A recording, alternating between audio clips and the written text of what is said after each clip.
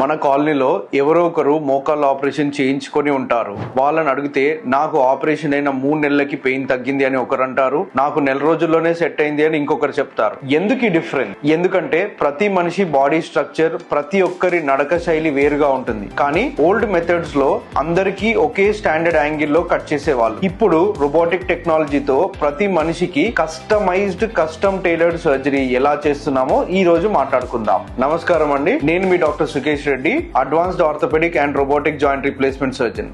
Traditional manual సర్జరీలో mechanical alignment అని ఒక కాన్సెప్ట్ వాడేవాళ్ళం.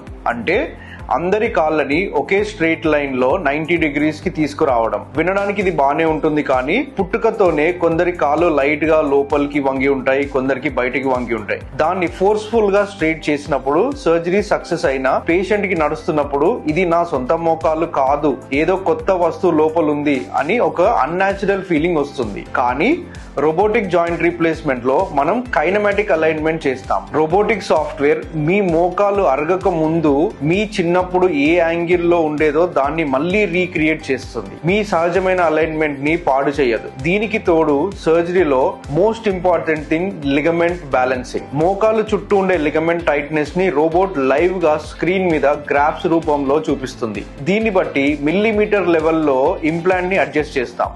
సాఫ్ట్ టిష్యూస్ ని కట్ చేయకుండా పర్ఫెక్ట్ బ్యాలెన్స్ వస్తుంది. దీని వల్ల అడ్వాంటేజ్ ఏంటో తెలుసా?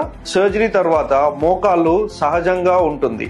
మెట్లు ఎక్కుతున్నప్పుడు, నడుస్తున్నప్పుడు అసలు ఆపరేషన్ జరిగిన ఫీలింగే ఉండదు. మీ ఓన్ న్యాచురల్ మోకాళ్ళ ఫీల్ అవుతుంది. దీన్నే మనం ఫర్గాటెన్ నీ అంటాం. అంటే సర్జరీ జరిగిన సంగతి పేషెంట్ మర్చిపోయేంత కంఫర్ట్. వరంగల్, హన్మకొండ పరిసర ప్రాంతాల్లో ఉన్న మన పేషెంట్స్ కోసం ఈ అడ్వాన్స్డ్ పర్సనలైజ్డ్ రోబోటిక్ టెక్నాలజీ అందుబాటులో ఉంది. మీ మోకాళ్ళకి ఏ రకమైన అలైన్మెంట్ అవసరమో తెలుసుకోవడానికి మా ఓపీడీని మీరు సంప్రదించగలరు. నమస్కారం.